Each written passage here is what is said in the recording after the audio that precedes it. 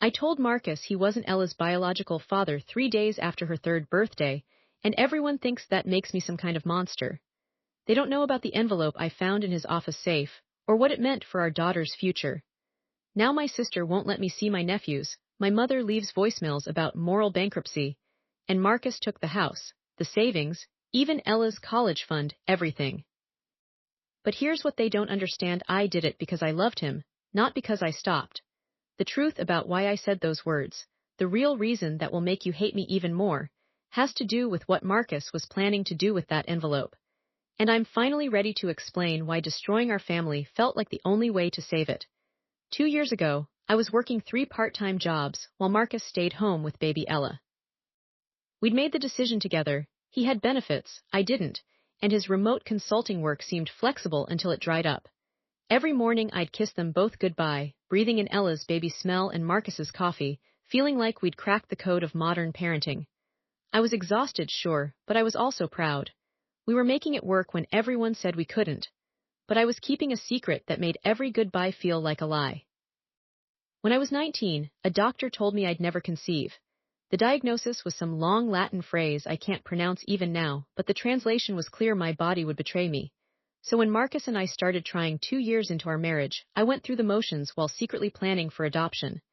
Then, miraculously, I got pregnant. That's what I told him. That's what I told everyone. I let them believe my body had defied the odds.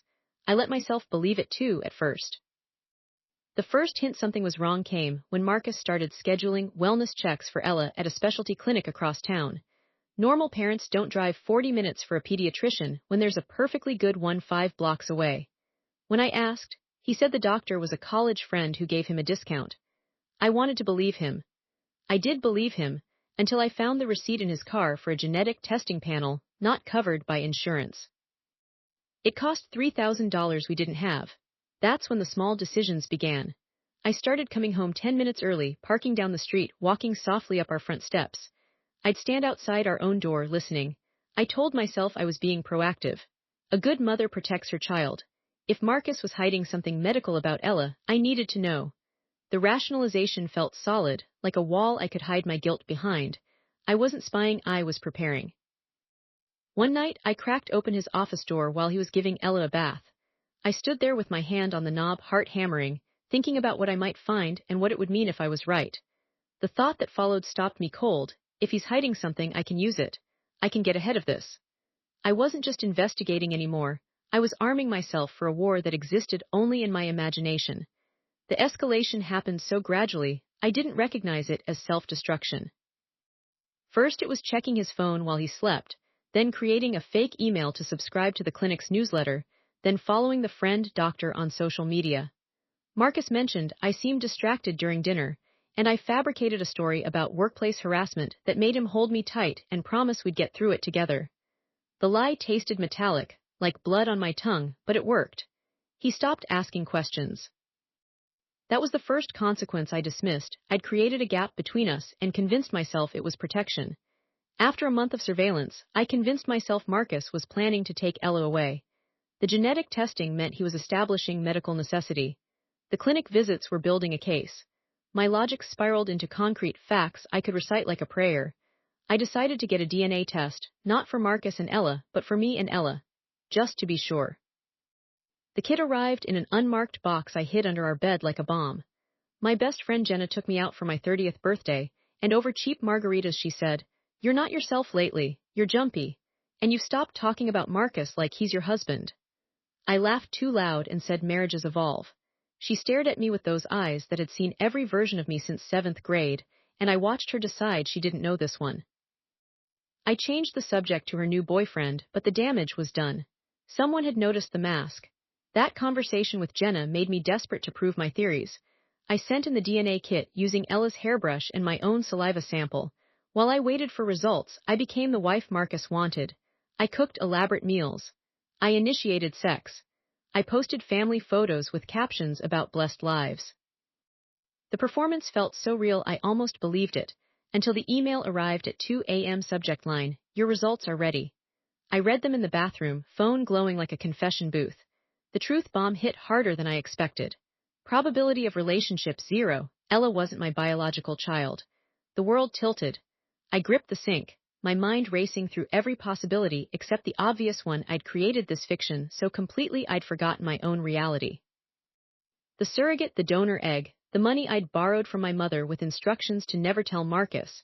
How had I buried something so massive? Then came the second, more terrible thought: if she wasn't mine, was she his? I started treating Marcus like a suspect in our home. I flinched when he touched Ella. I questioned his parenting choices with aggressive concern. He'd come into the kitchen and find me staring at our daughter like she was a puzzle I couldn't solve. "Talk to me," he'd plead, and I'd say I'm fine in a voice that belonged to a ghost. The damage was visible now, a crack running through our foundation. When Marcus found me crying in Ella's room at 3 a.m., I almost told him. Instead, I manufactured a new lie. I said my boss had propositioned me and I was afraid to report it. He believed me because he wanted the story to be true, something external, something we could face together. I watched him call an attorney friend for advice, and I felt the full weight of what I'd built: a house of cards that would only stand if I kept adding more cards. So I did. I forged an email from my boss that I showed Marcus, proof of harassment. It wasn't even good forgery, but he was too angry to notice. The real revelation began when I found the envelope again. Marcus had moved it to a safety deposit box, but he'd written the code in his phone's notes app: Ella's birth date plus 0701. July 1st. The day we'd first discussed surrogacy. The day I'd lied to him about being able to carry a child. I stood in that bank vault, envelope in hand, understanding that I'd created a trail of breadcrumbs leading directly to my own destruction, and called it investigation. Marcus discovered part of the truth when he came home early and found me in his office with his phone. I wasn't snooping anymore. I was reading the code over and over, memorizing the date that connected his secret to mine. But he didn't ask about the code. He asked about the search history I'd cleared, how to prove parental abandonment. I'd been researching how to get him declared unfit, preparing for a custody battle that only existed in my paranoid theater. He held up his phone, voice shaking. "Why are you trying to take my daughter?" I said the words that would end us. "She's not yours." The situation spiraled exactly how I'd feared, just for entirely different reasons. Marcus didn't yell. He went very still, the way people do when they're deciding if they can survive what's coming. "What did you say?" he asked, and I couldn't stop the momentum of my own destruction. I told him about the clinic, the testing, the money. I left out my own DNA results, my own deception. I watched him calculate every moment he'd spent rocking Ella to sleep, every diaper changed, every fever soothed, and I saw him realize he'd been audited by the person he trusted most. 2 days later, Marcus changed the safe combination. He also installed a lock on his office door.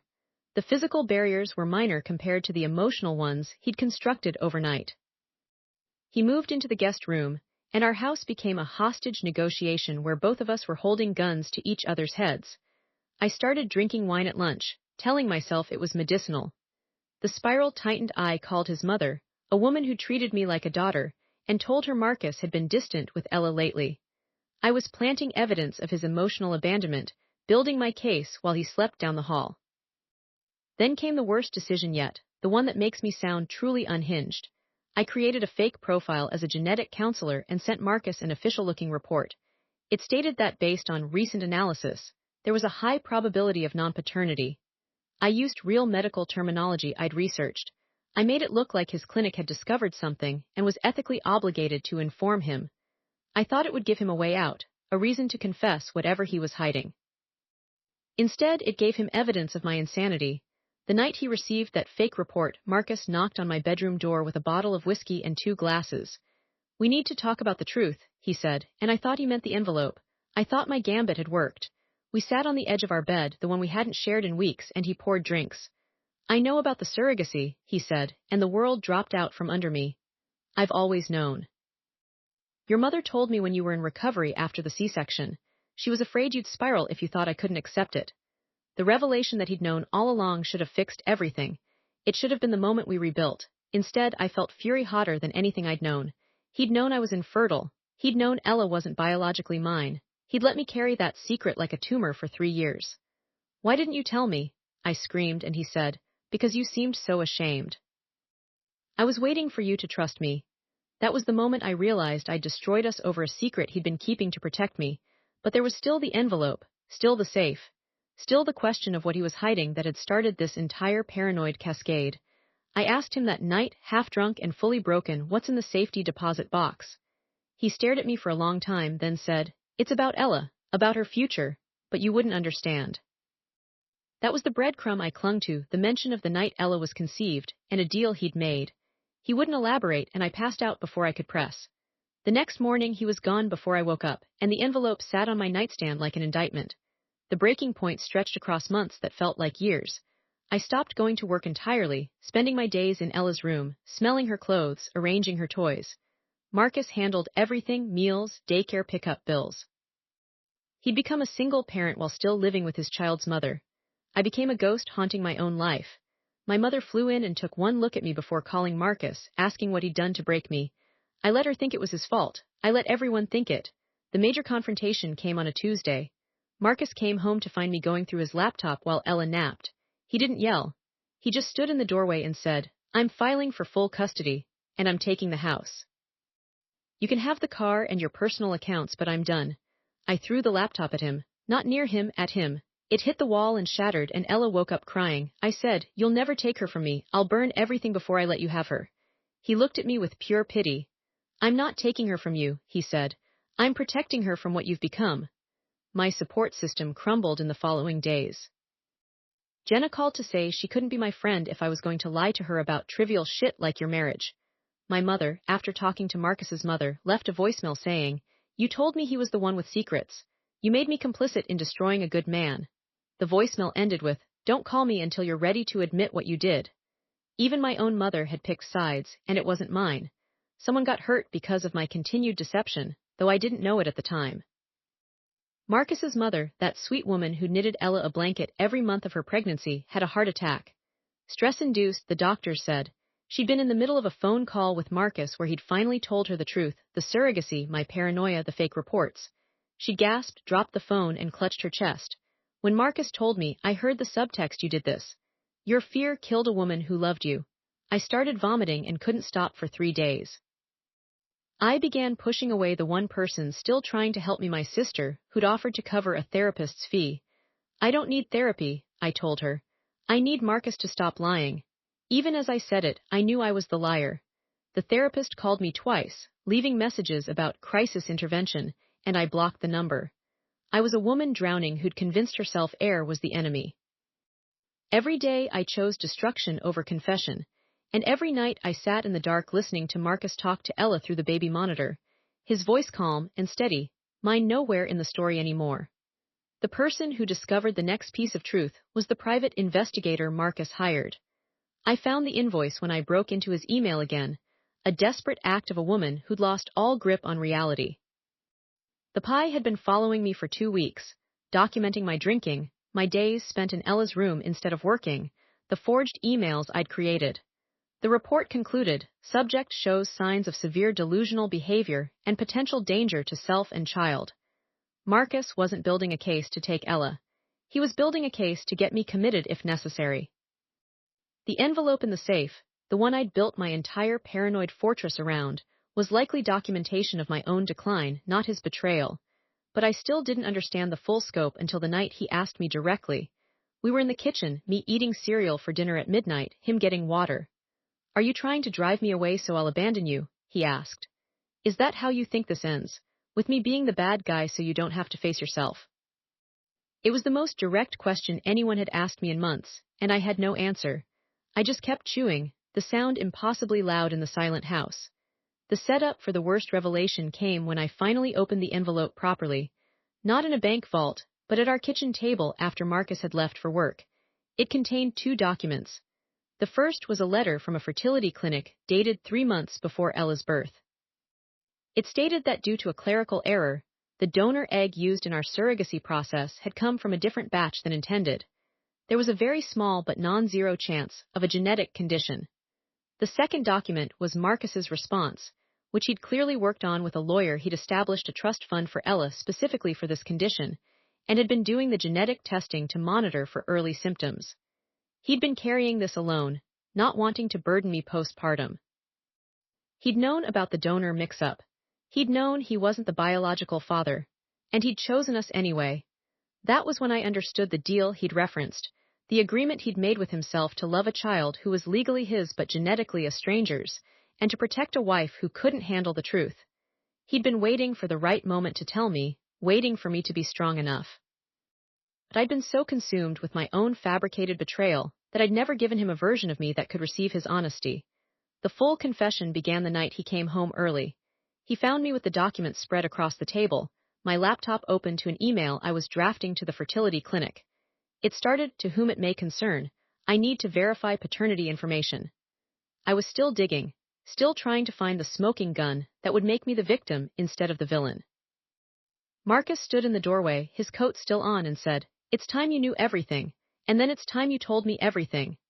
He pulled out a chair and sat across from me like we were negotiating a hostage release. Maybe we were. He explained the donor mix-up, the genetic testing, the trust fund. He explained how my mother had told him about my infertility diagnosis years ago. She'd called him when we were engaged, worried I'd push him away with my shame. He explained how he'd found my search history about hiding assets, how he'd seen the fake genetic counselor report. He explained that he'd been documenting everything not to hurt me, but to help me get treatment. The envelope had never been his secret. It had been mine, waiting for me to be ready. The most damning detail came when Marcus finished his truth and waited for mine. I sat there with the documents proving he'd known all along, that he'd never betrayed us, and I still couldn't confess.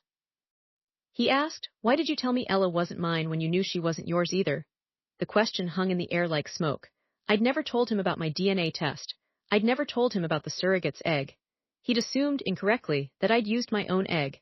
He thought I was biologically her mother and had still denied him fatherhood. The gap between what he knew and what I knew was a chasm I was about to fall into. I told him then about the night Ella was conceived. Not the romantic version we'd told ourselves, but the clinical truth. I'd paid for the donor egg with money from a loan I took out in secret. I'd gone to the appointments alone because I was convinced he'd leave if he knew.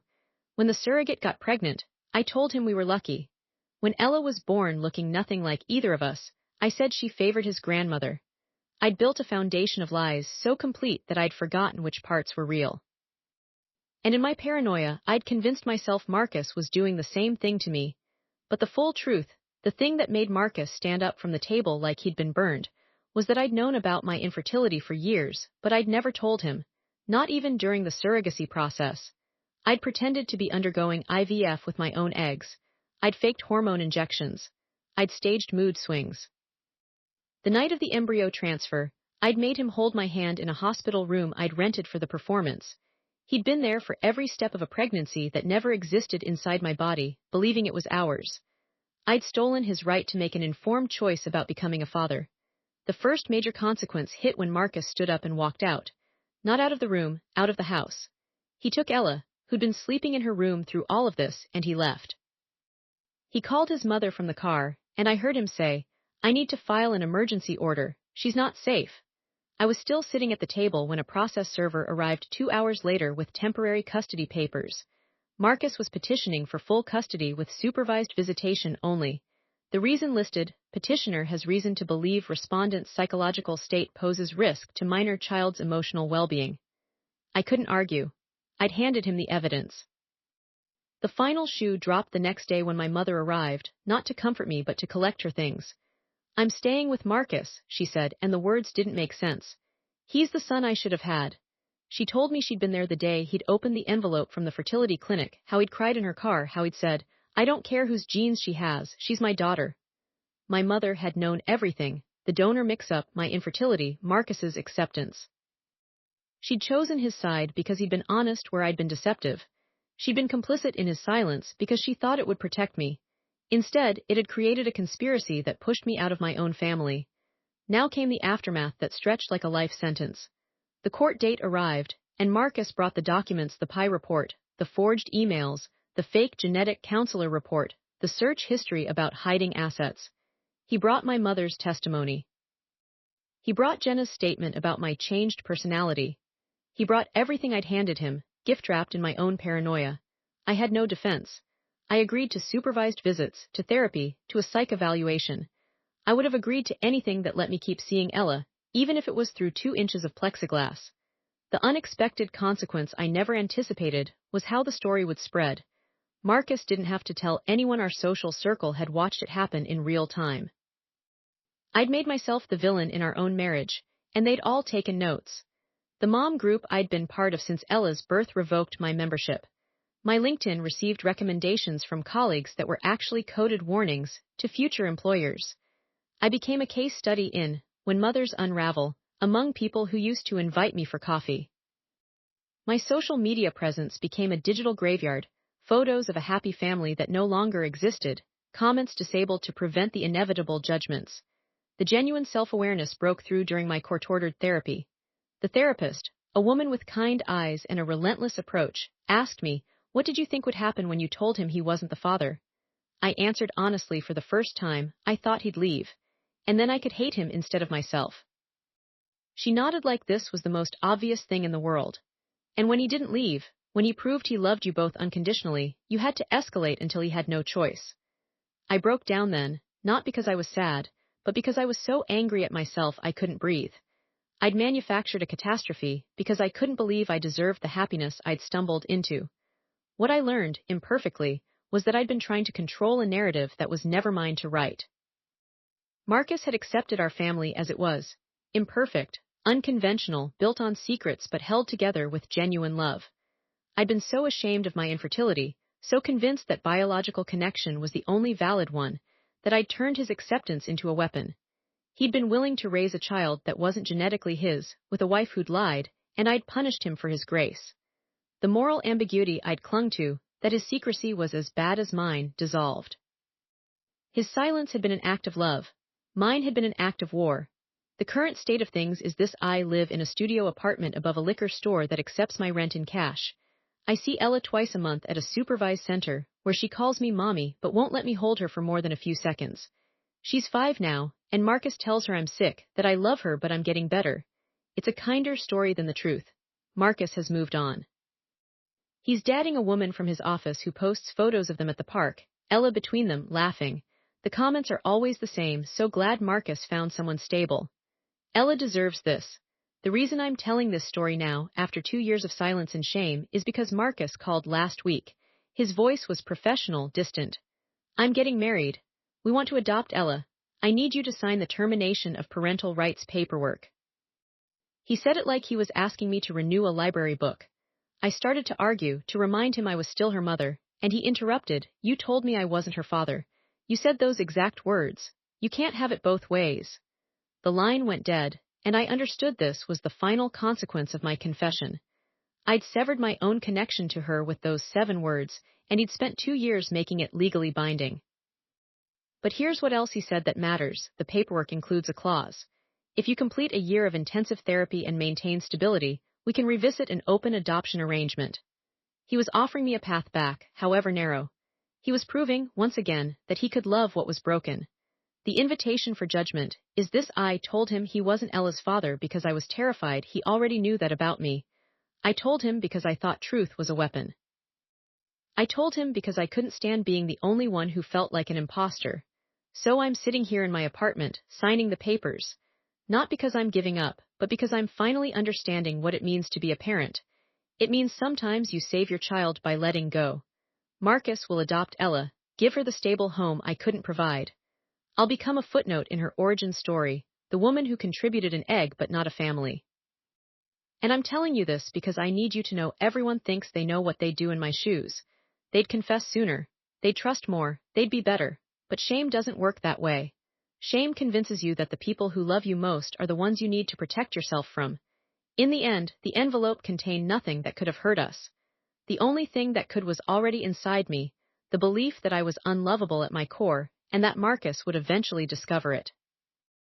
I told him he wasn't Ella's father because I needed him to be the villain. Instead, he became the hero who saved her from me. And I'm left with this truth: sometimes the bravest thing you can do is sign your name on a paper that legally severs you from the person you love most, and hope that one day, when she's older, she'll understand why mommy had to become a stranger.